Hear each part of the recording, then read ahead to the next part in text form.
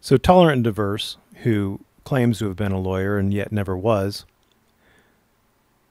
throws out so anytime a newspaper reports a story about someone with their photo, they can be found liable under this cause of action. We weren't talking about newspapers, though, were we, Tolerant and Diverse?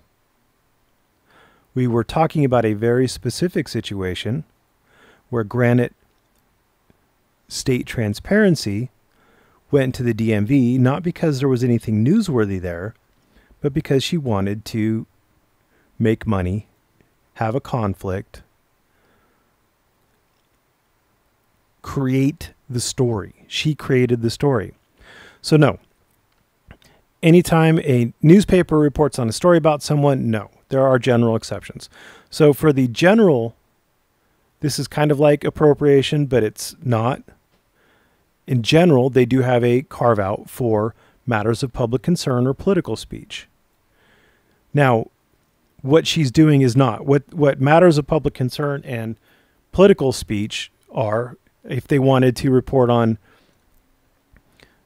I don't know, someone who got arrested for shoplifting, whatever. They might do a news story on it, and they might use that person's image. This would protect the newspaper from it. This would not protect people being randomly filmed at a DMV.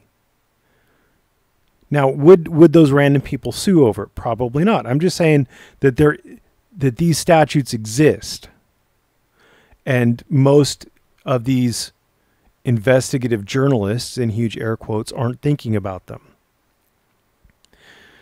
Now, as far as newsworthiness is concerned, it also goes to the public disclosure of private facts. Or here they call it the right to be secure from unreasonable publicity given to one's private life. Now, it doesn't say in here, does it? Yeah, it doesn't say in here that newsworthiness is a defense. And yet it is. If it's something that's newsworthy, or at least I'm going to assume it, because like in the MBE kind of stuff, it would be. If it was newsworthy, even though it's not written in here, that would be a defense. Truth is not a defense. You may also notice that appropriation,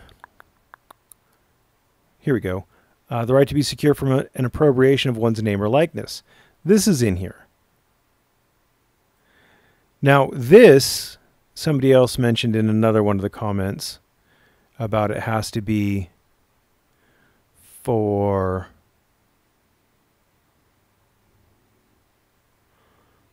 maybe it's, I don't know where it is. Somebody in here said that it had to be for commercial purposes.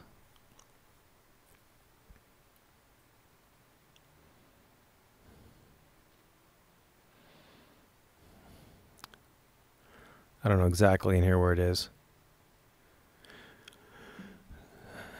This one is designed to protect like movie stars or athletes from having their images used to sell products. That's what this one is. This one isn't for common people, the common folk.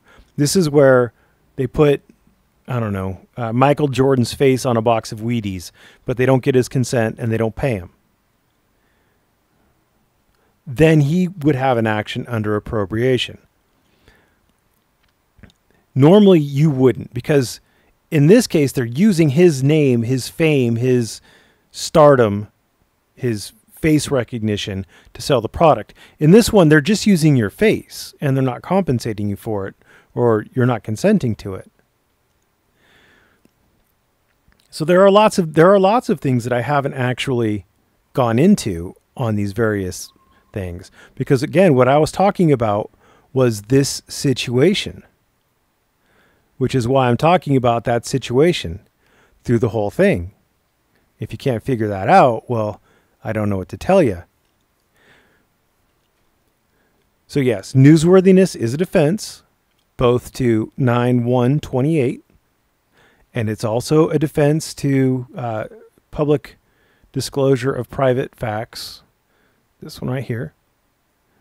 I almost guarantee it to you. No, actually, I'd give you a shiny brand new nickel. I'm not at the law library. Obviously, it's a Sunday, but I'd give you a shiny new nickel if newsworthiness didn't play into it as a defense. So yeah, the problem is that what Granite State is doing is not newsworthy. What most of these investigative journalists are doing isn't newsworthy. And yes, a judge would figure it out. Here we go.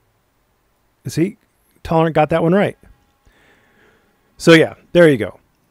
Judge will figure out whether it's newsworthy, and what Granite State wasn't doing or was doing was not newsworthy. Therefore, it wasn't important for me to bring up. Thank you for watching, and have a great day.